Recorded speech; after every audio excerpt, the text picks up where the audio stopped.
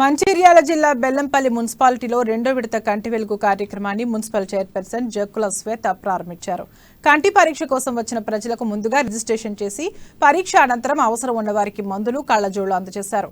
CM KCR రాష్ట్రంలో సంపూర్ణ అంధత్వాన్ని నిర్మూలన కోసం చేపడుతున్న కంటి వెలుగును ప్రజలు సద్వినియోగం చేసుకోవాలని కోరారు.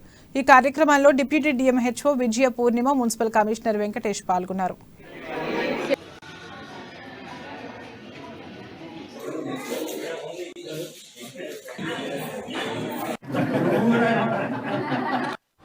గౌరవ ఎమ్మెల్యే దుర్గం చిన్నయ్య గారి ఆదేశాల మేరకు ఈ రోజు మేము కానివ్వండి మా గౌరవ కౌన్సిల్ సభ్యులు, అదేవిధంగా డిప్యూటీ ఎంహెచ్ఓ గారు, మా గౌరవ కమిషనర్ గారు, అదేవిధంగా అందరూ ఈ కార్యక్రమంలో పాల్గొనడం జరిగింది. అదేవిధంగా కంటి వెలుగు కార్యక్రమం అనేది ఈ రోజు 18వ వార్డులో, అదేవిధంగా 1వ వార్డులో స్టార్ట్ చేసుకోవడం జరిగింది.